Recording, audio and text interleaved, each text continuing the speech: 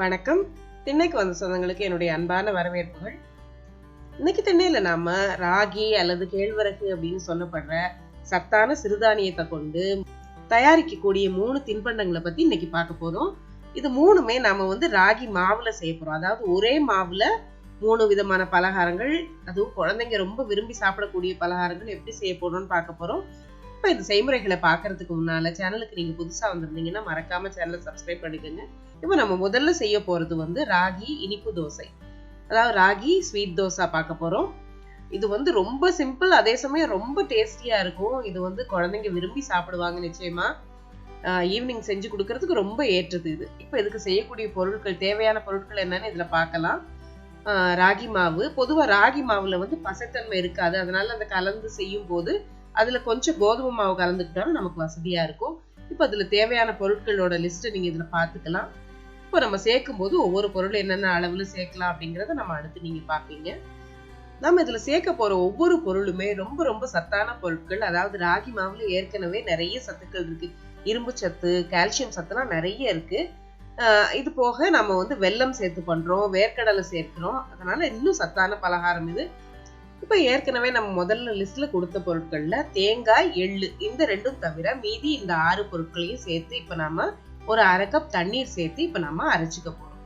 இது அரைச்சிக்கும் போது அது நல்ல ஒரு சாஃப்ட்னஸ் கிடைக்கும், நம்ம ஈவனா கலந்த மாதிரி இருக்கும். அதனாலதான் நம்ம மிக்சியில போட்டு இதை கலந்துக்கிறோம். இப்ப மிக்சியில சேர்த்து நம்ம இப்படி அரைச்சு எடுத்துட்டு அதை நாம இப்ப எப்படி தோசையா பண்றது அப்படின்னு பார்க்கலாம். இப்ப நான் கொஞ்சமா தண்ணீர் சேர்த்து இது கரெக்டா அந்த தோசை ஊத்துறதுக்கு தேவையான பதத்துக்கு இப்ப நான் ரெடி பண்ணிக்கிறேன்.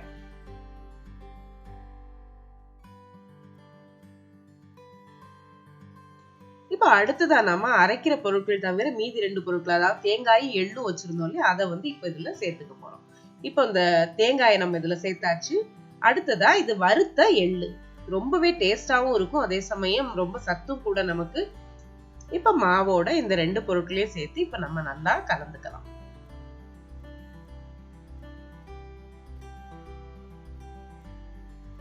இப்ப உங்களுக்கு பார்த்தா தெரியும் தோசை ஊத்துறதுக்கு கரெக்டான பதத்துல இருக்கு.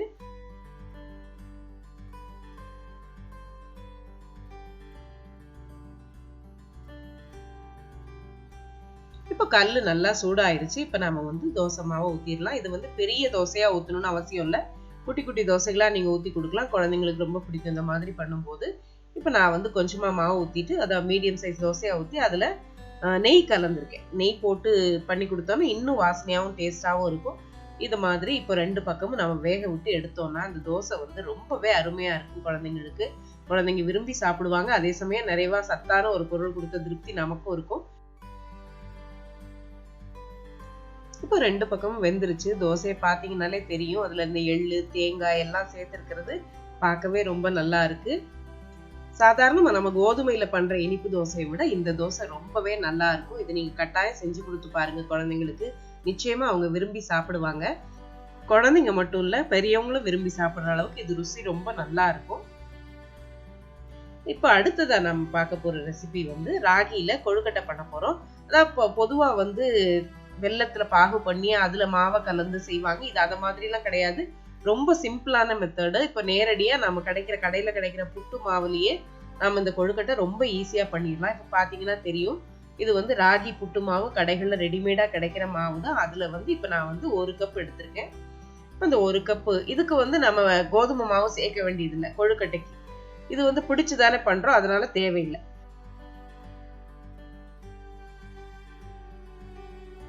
இப்ப இதுல நான் 1 டீஸ்பூன் அளவுக்கு நெய் சேர்த்துக்கிறேன். அதாவது நெய் நல்லா அந்த கொழுக்கட்டை சாஃப்டா வர்றதுக்காக நெய் சேர்க்கிறோம். அதுல ஒரு பிஞ்ச் அளவுக்கு உப்பு சேர்த்துக்கணும். சேர்த்துட்டு முதல்ல அந்த உப்பும் அந்த நெய்யும் சேர்த்து நல்லா ட்ரையா மாவுல கலக்கிற மாதிரி கலந்து விட்டுட்டு, அதுக்கப்புறம் கொஞ்சம் கொஞ்சமா தண்ணீர் சேர்த்து நம்ம புட்டுக்கு மாவை தயார் பண்ற மாதிரி கொஞ்சம் நல்லா அந்த ஈரமாகிற அளவுக்கு, மாவு ஓரளவுக்கு ஈரமாகிற அளவுக்கு கொஞ்சமா அப்படி பிசைஞ்சுக்கணும். நாம நிறைய தண்ணீர் சேர்க்க கூடாது, மாவுல கொஞ்சம் ஈரத்தன்மை இருக்கணும். அந்த அளவுக்கு இந்த அளவுக்கு பிசைஞ்சா போதும். பிசைஞ்சிட்டு ஒரு 5 நிமிஷம் நாம இதை அப்படியே வச்சிடலாம். வச்சுட்டு அதுக்கப்புறம் இதுல நாம தேங்காயும் வெல்லமும் சேர்த்து இப்ப நாம கொழுக்கட்டை பண்ணலாம்.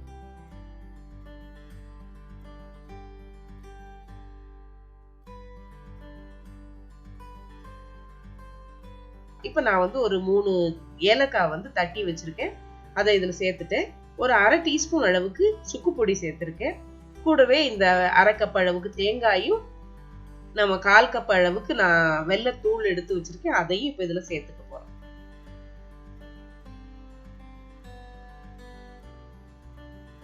வெல்லம் எந்த அளவு சேர்க்கணுங்கிறது அவரவர் விருப்பத்தை பொறுத்தது. இப்போ உங்க வீட்டுல இன்னும் கொஞ்சம் அதிகமா சேர்க்கணும்னு விருப்பப்பட்டீங்கன்னா நீங்க இன்னும் கொஞ்சம் கூடுதலா கூட சேர்த்துக்கலாம்.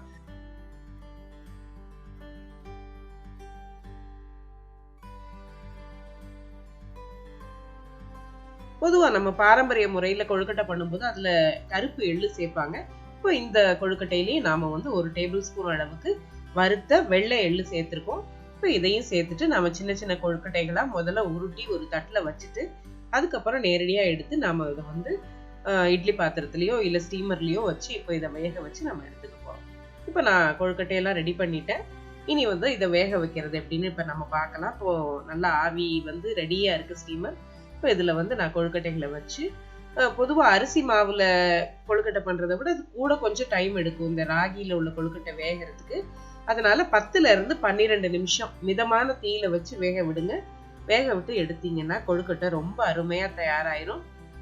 கொழுக்கட்டை வெந்த பிறகு நீங்க அதை பிச்சு பாத்தீங்கன்னா தெரியும், உள்பக்கம் வந்து நல்லா வெந்திருக்கான்னு நீங்க பாத்தீங்கன்னா தெரியும். இப்ப அருமையான கொழுக்கட்டை தயாராயிருச்சு. இதுவுமே மாலை நேரத்துல பெரியவங்களும் சரி குழந்தைங்களும் சரி சாப்பிட்றதுக்கு ரொம்ப ஏற்ற ஒரு தின்பண்டம். இப்ப அடுத்ததா நம்ம பார்க்க போறது இதே ராகி மாவுல நம்ம பணியாரம் எப்படி பண்றதுன்னு பார்க்கலாம். அதாவது 3மே ட்ரெடிஷனல் ரெசிபிஸ். நம்ம 3மே எப்படி பண்றது, ஒரே மாவுல பண்றது எப்படின்னு இப்ப பார்க்க போறோம். இந்த பணியாரம் வந்து ரொம்ப ஸ்பெஷல்னு சொல்லலாம். சாஃப்டா ஒரு சாக்லேட் கேக் சாப்பிட்ற மாதிரியே இருக்கும் குழந்தைங்களுக்கு, அந்த அளவுக்கு டேஸ்டியா இருக்கும். பொதுவா நம்ம எந்த சமையல் பண்ணாலுமே அதுல வந்து முடிஞ்ச அளவுக்கு சத்துள்ள பொருட்களா சேர்த்து அந்த உணவுப் பொருளை வந்து சத்தாவும் சுவையாவும் ஆக்கணும்னா அதை வந்து எல்லாரும் விரும்பி சாப்பிடுவாங்க. இப்போ இந்த ராகி பணியாரத்துக்கு தேவையான பொருட்கள் என்னன்னு இதுல பாக்குறீங்க. இப்போ இதுல வந்து எக்ஸ்ட்ராவா நாம வந்து பேரிச்சம்பழம் சேர்க்க போறோம். கூடவே நான் வால்நட்ஸ் எடுத்து வச்சிருக்கேன். வால்நட்ஸ்க்கு பதிலாக கேஷ்யூஸ் கூட, அதாவது முந்திரி பருப்பு கூட ஒடிச்சு சேர்க்கலாம். இப்போ நம்ம முதல் ரெசிபியில பார்த்த மாதிரியே நம்ம வந்து அந்த நட்ஸ் தவிர மீதி எல்லாத்தையும் சேர்த்து இப்ப நம்ம மிக்சியில சேர்த்து அரைச்சிக்க போறோம். அதாவது 2 மாவுகளையும், அதுக்கப்புறம் அதாவது ராகி மாவு 1/2 கப்பு, 1/4 கப்பு கோதுமை மாவு, கொஞ்சமா உப்பு, அதாவது ஒரு சிட்டிகை அளவுக்கு உப்பு, அதுக்கப்புறம் நம்ம ஊற வச்சு வச்சிருக்கிற அந்த 6 பேரிச்சம்பழம்.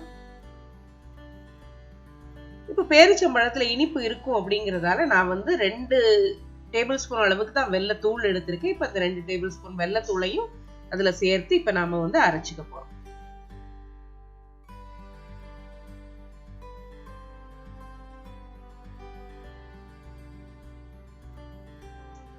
அரைச்சாச்சு. இதுல இருக்கிற நம்ம சேர்த்த பேரிச்சம்பழம்லாம் ரொம்ப மையா மசியணும்னு அவசியம் இல்லை. கொரகொரப்பா இருந்தா கூட போதும். இடையில கடிப்படும் போது கூட நல்லாவே இருக்கும். அதனால இப்ப நம்ம அரைச்சு எடுத்தாச்சு. இனி இதுல வந்து நம்ம அந்த சின்ன சின்ன துண்டுகளா அந்த நட்ஸை வந்து நறுக்கி அதுல சேர்த்துக்கலாம். இதுல பாதாம் பருப்பு சேர்க்கலாம், அல்லது நீங்க ஏற்கனவே நான் சொன்ன மாதிரி முந்திரி பருப்பு கூட சேர்க்கலாம். சேர்த்துட்டு இப்ப அந்த நட்ஸை வந்து நான் இப்போ அரைச்ச அந்த மாவோட கலந்துக்க போறேன். கலந்து விட்டுட்டு நம்ம வந்து இதை பணியாரம் பண்ணலாம். வழக்கமா நம்ம பணியாரம் பண்ற மாதிரி தான்.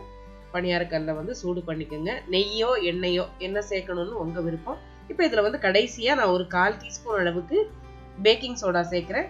அதையும் சேர்த்து நல்லா கலந்து விட்டுக்குங்க. கலந்து விட்டுட்டு இப்ப நம்ம பணியாரம் பண்ணலாம். இப்ப நான் ஒவ்வொரு குழியிலையும் வந்து ஒரு 1/2 டீஸ்பூன் அளவுக்கு நெய் சேர்த்துக்கிறேன். நெய் நல்லா சூடான பிறகு அதுல வந்து ஒவ்வொரு குழியிலையும் ஒரு 3/4 வாசி அளவுக்கு வர்ற மாதிரி நம்ம மாவு சேர்த்துக்கலாம்.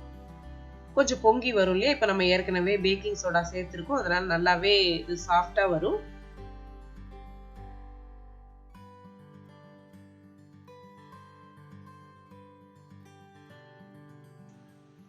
இப்போ எல்லா குழிகள்லயும் நம்ம மாவு ஊத்தி அது வந்து நல்லா பொங்கி வந்திருக்கு. பார்த்தாலே உங்களுக்கு தெரியும். இதை வந்து மெதுவா திருப்பி விடுங்க. ஏன்னா இது வந்து கோதுமை மாவுல பண்ற மாதிரி ஈஸியா திருப்ப முடியாது. கொஞ்சம் சாஃப்டா இருக்கிறதால கொஞ்சம் திருப்பி விடுறது கொஞ்சம் கஷ்டமா இருக்கும். அதனால பக்குவமா திருப்பி விட்டு 2 பக்கமும் வேக விட்டு எடுத்தா ரொம்ப அருமையான பணியாரம் தயாராயிரும். இதோட கலர் வந்து குழந்தைங்களுக்கு பாக்குறதுக்கு ஏதோ சாக்லேட் கேக் மாதிரி இருக்கும். அதுங்களுக்கு ருசியும் ரொம்பவே பிடிக்கும். வெல்லம் வந்து கொஞ்சம் அளவு கூடுதலா வேணுனாலும் நீங்க சேர்த்துக்கலாம். வெல்லத்துக்கு பதிலா ஜீனி சேர்த்து கூட நீங்க பண்ணலாம். ஆனா வெல்லம் சேர்க்கும் போது அது ஒரு வாசனையோட ரொம்பவே நல்லா இருக்கும்.